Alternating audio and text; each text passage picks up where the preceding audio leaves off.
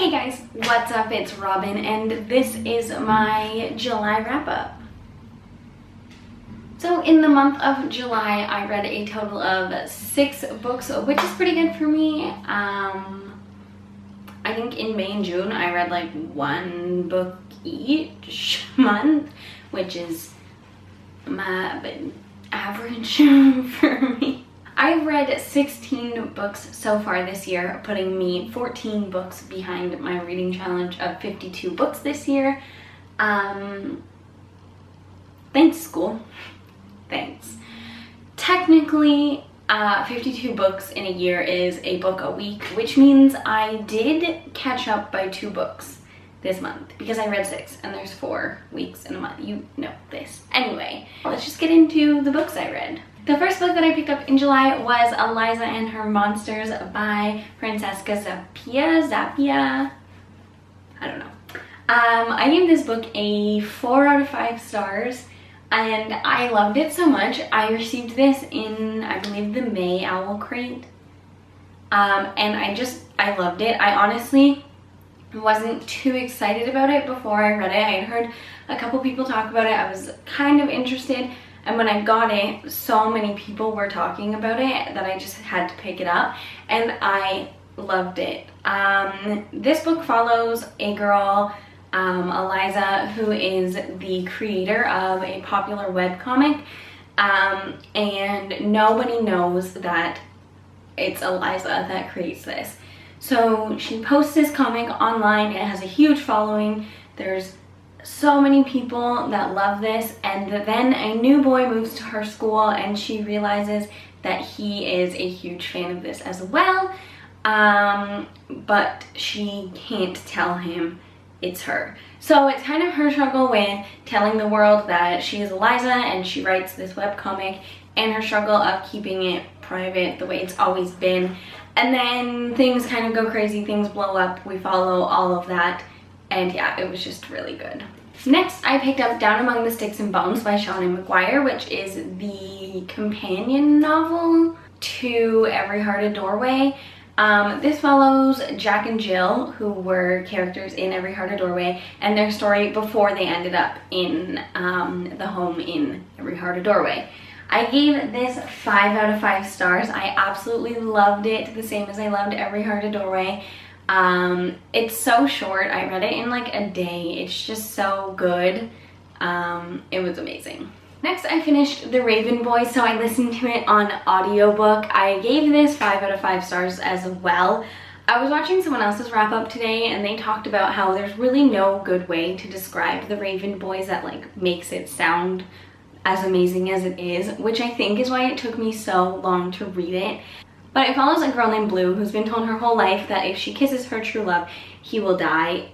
So she just kind of avoids boys until she meets the Raven Boys, who are a group of 4 boys that are looking for ley lines and the Welsh Raven King.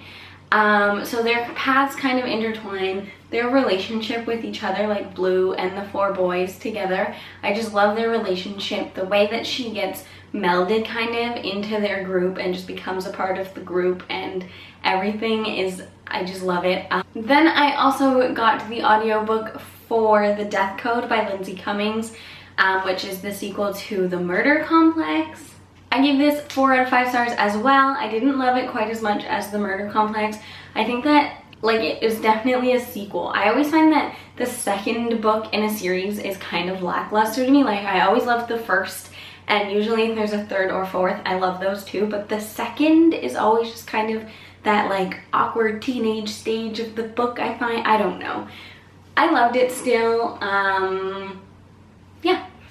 Next, I picked up Harry Potter and the Philosopher's Stone. I read this super quick. Obviously, it was a reread for me. I've read it so many times. I haven't read it in years though, so being able to pick up the book and just fly through it in a day, I always forget like how short the first 3 are, and I honestly like read it in a couple hours. It was so good. I obviously gave it 5 out of 5 stars again. It's Harry Potter. And the last book that I read in July was Because You Love to Hate Me, 13 Tales of Villainy, which is a short story collection with 13 authors and 13 booktubers. I gave this a 3 out of 5 stars.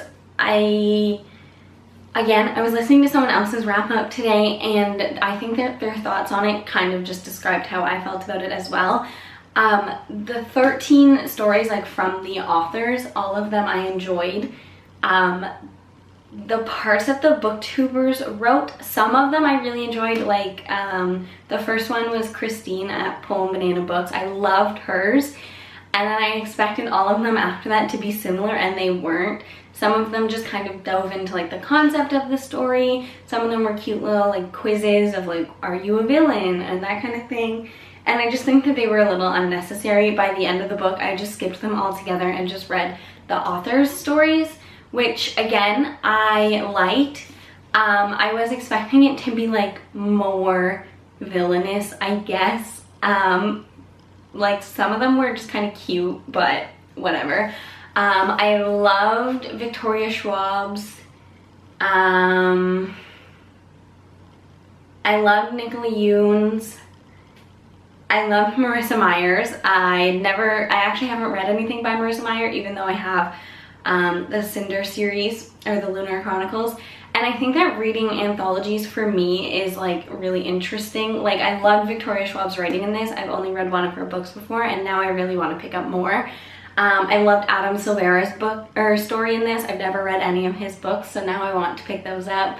Just kind of like that. There were authors in here that I've never heard of as well. So I love anthologies for that, but I always find that like the stories kind of don't like satisfy me. They're just too short, but I do fly through them as well. I don't know. That was a bit of a rant. But like I said, I gave this 3 out of 5 stars. So that's it. Those are the 6 books that I read in July. My camera is about to die. It's been flashing almost this whole video. But that is it for today. Thanks so much for watching, and I will be back with a new video soon. Bye.